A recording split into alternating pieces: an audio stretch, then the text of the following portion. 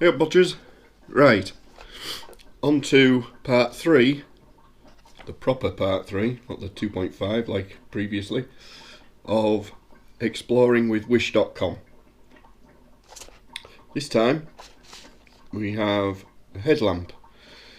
One thing became clear on our exploration of the Selby Colliery, the Selby Coalfield, should I say, the Selby Coalfield sites, Selby North and Stillingfleet, was the only light I really took was the one that's now attached to the camera, and obviously that battery is not indefinite.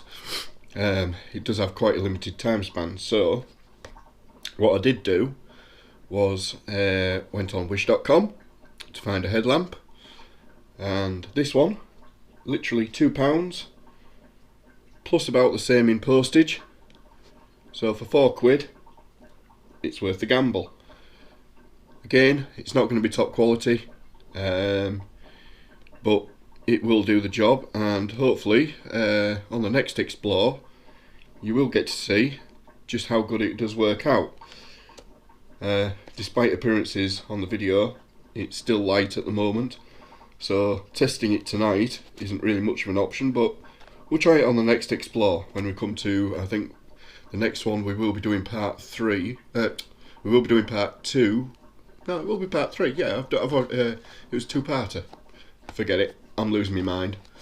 For part 3 of the Selby Coalfield videos. So, yeah. So hopefully in part 3, wherever that happens to be, we will be able to test this. So what we got? Well, we've got a box that shows us the features. One feature it doesn't have is the red illumination, and it does have 3 strips of LEDs. These LEDs, it's available in white, white, or white, yellow, yellow. I went for the white, white. You know, just to make it brighter. You know, yellow light isn't really something I'm interested in when exploring. I'd just like to see what's going on. You see that any better? Yeah, and these are the models that are available also. Single strip, double strip, triple strip. And yeah, that's about it really.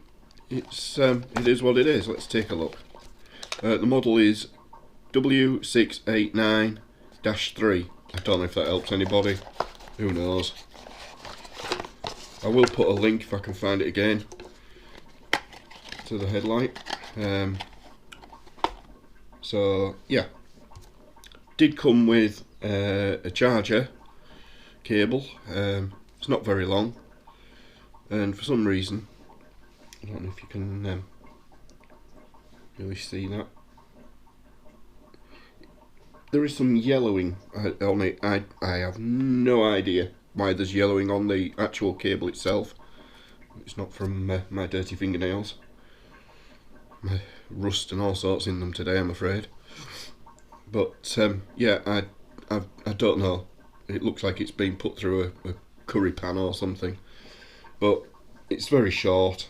Might do it when you're out on an explore, plug it into a battery pack, but for charging at home, it's not really that practical. You'd have to lay it on the floor, etc. So I might just yeet that.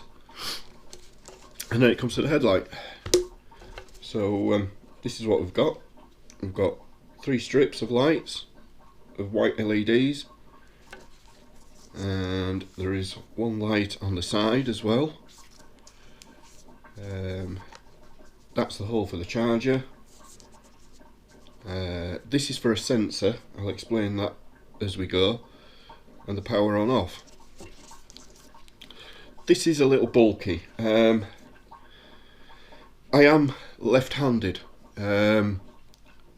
so first of all it's going to be on the wrong side for me, but then equally when I'm carrying the camera on Explore, it's in my left hand, not my right hand, so my right hand will be free.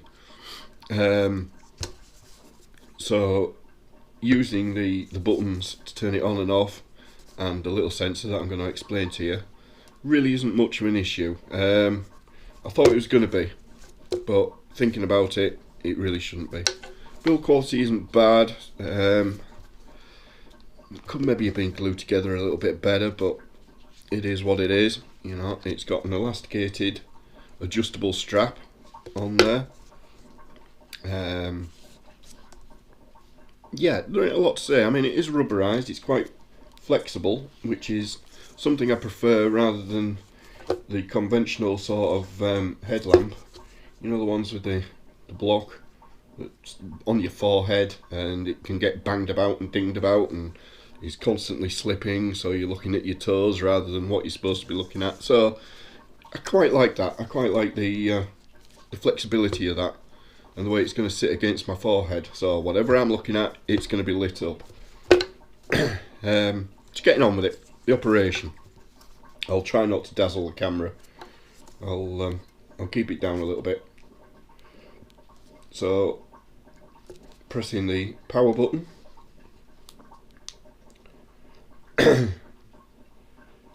That gives one lot of light. A little bit less. And that's the side light, and that's off, and that's about it really. The only other thing we do have is a sensor. So I've pressed the power button. 1 second, let's start again, shall we? Oh yeah, and it strobes. Sorry if you suffer from epilepsy. Both my sons do, but they aren't photo triggered. So I've turned it on, and then we press this button, this other button. That's for a sensor. So I can turn it on, and it's on standby. So little light there is green, and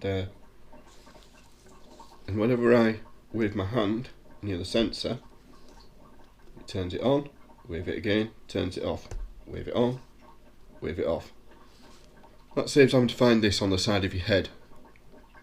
Quite a useful thing. I don't know if it's going to be any good on an Explorer. It will be a lot easier than trying to find the button, I guess, while I'm filming, so there's no rattling of the camera or whatever. I can just swipe my hand, and on it comes. Swipe it again, off it goes. So yeah, there we go. It is quite bright. I did try it in pitch black conditions at work. Believe it or not, in the toilet. There's no windows, no nothing, and there's 2 doors between the nearest lamp bulb, the lamp, and the one in the toilet itself. So it's pitch black in there. Rest assured. Also stinks when the manager's been in, but you know. So yeah, and it works quite well in pitch black. Obviously, being the only light source, it's hard to measure just how good that is. You know, a 3-watt bulb's going to be good in the dark if that's all you've got. So I'm going to have to see how that works out. So yeah, there we go, Bodgers. It's just a quick video. I mean, where are we? We're about 8.5 minutes, something like that. We'll have to see how it goes in the field.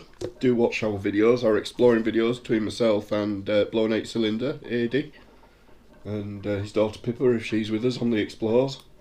And we'll see how this works out. It did mean that there was a couple of rooms on the last Explorer that I wasn't able to get into at Stillingfleet, which was, you know, a little bit disappointing. Meant I missed out on something, but there again, it was the, shall we say, a room with pictures that we didn't really need to be putting onto YouTube, if you know what I mean. Being pit workers, you know, they had, shall we say, various interests. So yeah, so we'll give it a go on the next Explore. Do watch and give me your feedback on that Explore. See what you think to this light. You know, that interferes with the camera a bit. Little side light. Don't know how good that is, but I suppose it's good if you're trying to look into one small concentrated area. But for lighting up a room, I think that should be more than enough. Strobing, obviously we won't be using that. That's purely for cyclists, I presume, but who knows, I might be a cyclist fairly soon. Don't ask. Might explain in a different video, but that's for another time. So yeah, there we go. I'll leave a link to this, and you can certainly see how much I paid for it. I mean, I don't know if the listing will be still up for what I paid, but for what it is, it should do the job. So let me know, bodgers. Let me know in the next video, the next exploring video. See what you think. If it seems to have worked, let me know. But there we go. £4 for something that does the job. Exploring doesn't have to be expensive. I think that's the undertone of all these videos for this series. It doesn't have to be expensive. You can do it on a budget. Best place to do that, wish.com. Right, thanks for listening, bodgers. Give me feedback on the next video, and I'll see you later. Ta-da, bodgers.